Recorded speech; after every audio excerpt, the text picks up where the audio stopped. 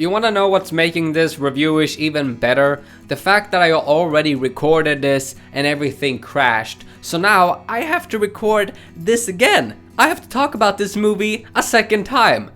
Fuck! This movie premiered a few days ago here in Sweden, and it didn't even premiere in like the biggest like theater room. It premiered in like one of the smaller ones. This is how many people there was inside the room. There was literally no people almost. I'm not gonna do like a screaming like hate video like you fucking assholes. I'm not gonna do that just purely because I'm a bit more low key. I am gonna complain though. So I'm not the biggest Fantastic Four fan. I do like them. I do know stuff about them. So this movie, it wasn't a Fantastic Four movie, and I didn't go into it thinking that, you know, this is going to be a Fantastic Four movie, because that's how a lot of people went into the movie thinking, and that's why they were disappointed. So the first half of the movie, well, before they go into the negative zone, which is not called the negative zone, it's actually called Planet fucking Zero.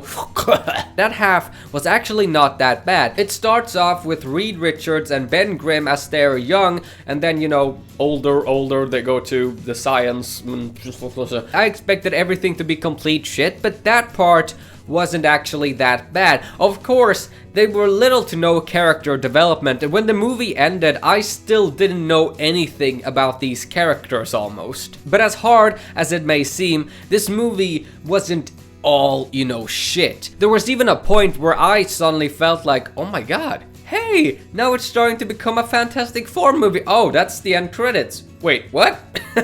That's right, when they say the cheesiest lines ever like, we need a name, what do we call ourselves? Oh, that's fantastic. What you say? That was probably the most cheesiest part of the movie. It didn't fit the movie at all. It was almost cringy just because of how different tone everything went, but that was the part that felt the most like Fantastic Four. And unfortunately, the movie didn't start at the end. And there were no obstacles as well. The only like, oh part was when Doctor Doom shows up. And let's be honest, he wasn't Doctor Doom. This character should have been someone completely new, someone completely random, and everybody would have been fine with the way he looks. But that's not Doctor Doom.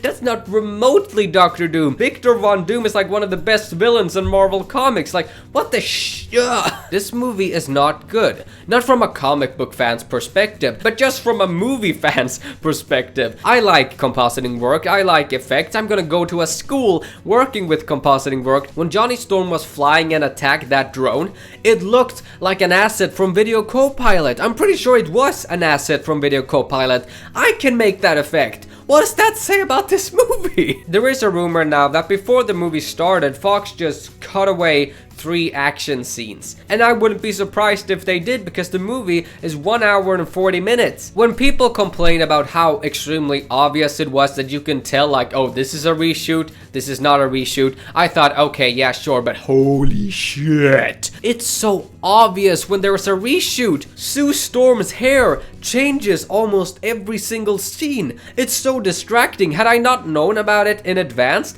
I would sit for the entire movie like, I thought that the actors were really, really good with what they've been given.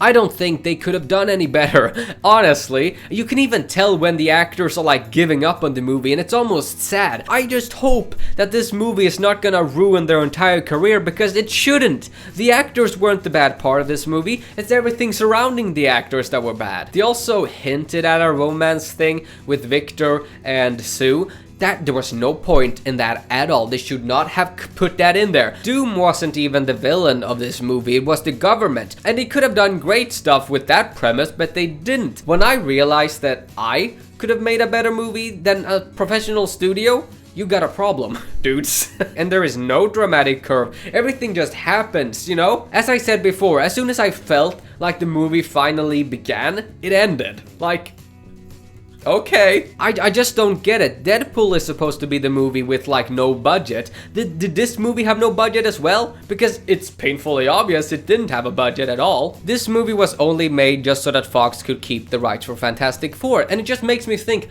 why do you want to keep the rights for Fantastic Four? You obviously don't know how to make a movie about them, so why even bother? And now they are in talks with Marvel of making an X-Men TV show, and let's be honest, X-Men is the one comic that should work best as a TV show. I mean, they're inside a school, for Christ's sake. That's like TV magic. And I just hope that Marvel says, okay, Fox, we agree that you can make your X-Men TV show if we can have the Fantastic Four back. I want Marvel Studios to handle Fantastic Four's villains. I want Doctor Doom to be Doctor Doom. I want Galactus to be Galactus. I want every one of those villains to come to Marvel Studios. So please, Fox, if you don't give the rights back, then you are the devil. Anyways, I'm gonna go now. This has been some good rambling, and if you like that sort of stuff, then you're welcome. Ha! I'll see you tomorrow with an Anden's Opinion Corner, and goodbye.